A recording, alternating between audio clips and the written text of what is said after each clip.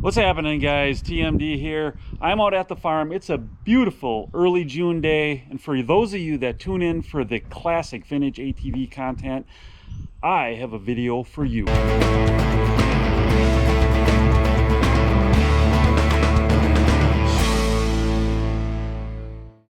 So guys, if you've watched a couple of the other videos, you know that we redid the floor up in that barn, and up there is where I'm storing most of the collection right now. Most of it's up there. But over here in the old garage, I have a couple of the machines that need a little work. So let's go inside and see what that's about.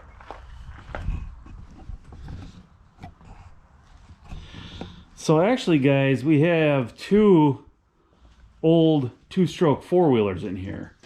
Now, as you can see, the first one here is the 87 Takati 4. And that is sitting there with the back plastics off of it and everything. And what I'm going to do with this, guys, is I am going to take off this head and the cylinder because I believe the power valve on this thing is not operating correctly. So this one is going to be down and out for a while before it gets all the parts and everything needed back to me to assemble it. So truth be told, guys, what happened here with this one is Jack and I did a drag race video between this and the new quote-unquote 20-year-old new Kawasaki, the KFX 400. We made a drag race video between that machine, the 4-stroke 400, and this 2-stroke 250 Takati 4, and this thing just didn't perform well. And looking back on a couple of the other old drag race videos we did with this machine in it, it just, people were a little bit disappointed in the performance on it. And I think that this engine has some problems. So that's why I'm going to be working on that. I talked to a guy who really knows the old Takati's off-road innovations out in New York. And he's going to work with me on getting this thing running good again. I should be impressed with the power, is what he told me, and I just haven't been. So we're not actually even going to put that video out because I don't think it does this machine justice, the history of the machine, you know, the legend behind it and all that. We're not putting that video out, unfortunately, until we get the engine, until I get this all back together and running good. Then we'll do that race again. You can see that one there. There's some grooves on it, some scoring. I mean, the bottom end was rebuilt, new crank bearings. Transmission was rebuilt. Everything from top to bottom on this one was done. And of course, a new clutch. Now over here, guys, we have the 86 TRX 250R. And as you can see, all the plastics are off. And this one was a long time coming. It has a completely rebuilt engine, bottom end, top end, transmission. Everything in there is redone, and that's been redone by a local shop out here, by an older guy, old school guy that knows the machines real well, knows this old school stuff. And I would definitely trust him with it. And he's done my Takati 3 motor. That's been totally rebuilt. And that thing runs much stronger than it did than in some of the earlier drag race videos we did with it.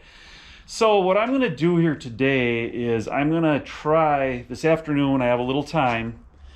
It's rare that I seem to get time to actually work on these things these days. I'm going to put this engine back in the TRX 250R and try to get it started. Now, I'm not going to sit here and do a step-by-step on how I did this and that, everything with the videos. That's not what this channel is about. This channel is about kind of just what's going on with me, whether it be the maple syrup, the Class C ATVs, or the Amish built cabins, or just life out here in central Wisconsin. I'm not trying to make it into an ATV repair channel. You know, you can watch like a channel like Two Vintage. Shout out to Two Vintage, a guy in Wisconsin. He's got a great channel, but that's a channel that'll show you, you know, he goes through how he repairs everything. That's not what I'm trying to do here. Probably just pop in and show you different stages along the way. Hopefully get this engine in there in the next hour or two and get it started.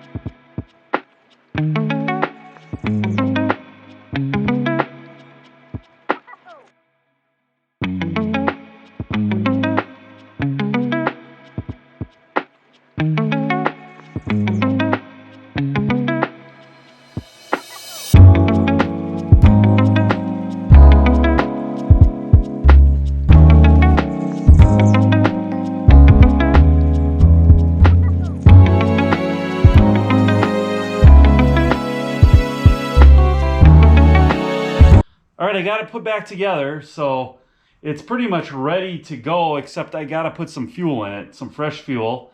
A little update here. In the meantime, I did get to work on the Tecate 4, and as you can see, I have the top end off. And I was telling you, as expected, something was wrong with that motor. We did drag races with it in the past, and a lot of guys commented, hey, that thing's a dog, that thing's a dud. I didn't know a lot about the history of this Tecate. I had never really done any work on it since I bought it. It doesn't get ridden a lot. But I started to think about it, and I looked into it a little bit, and the power valves can go bad on these things, break and stuff like that. So I took my time and looked at it. And if you look over here, sure enough, guys, one of the power valves was broken to 3 pieces. The other one was good.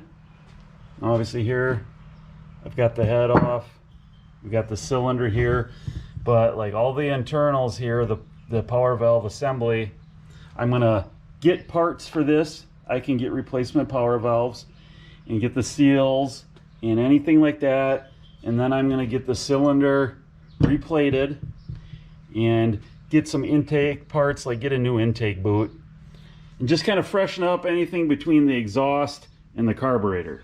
And then that way we can start doing races on this thing again and do this machine justice. You know, it's a classic, it's a vintage machine. It's probably one of the rarest ones out there. You just don't see Tecate 4s.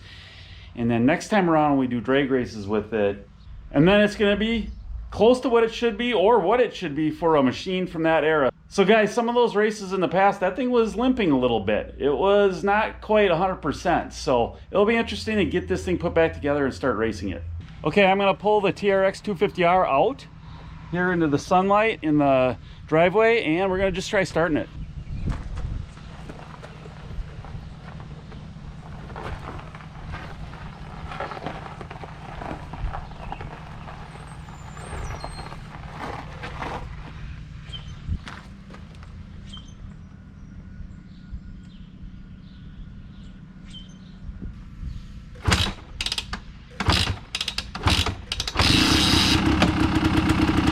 Boom!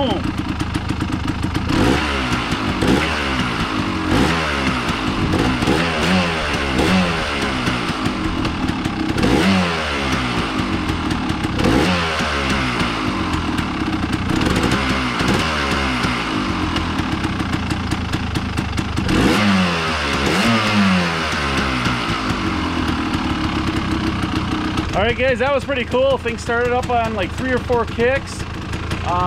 It's even idling right away.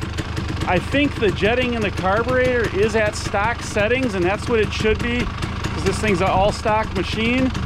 So got it running, that's cool. We're gonna take it out, and I've got to do like heat cycles on it, but you know, obviously we're not gonna do all of those here today, but I'll work through about 4 of those, and then we can start riding it, you know, full force after that.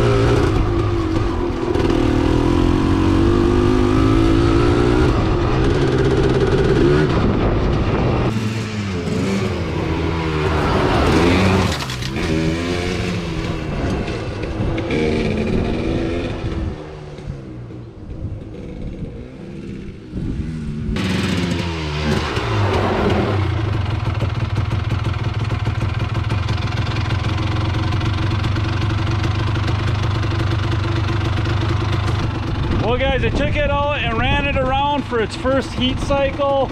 Just tried to vary the throttle for about 10-12 minutes. And as you can see, it's still idling really good.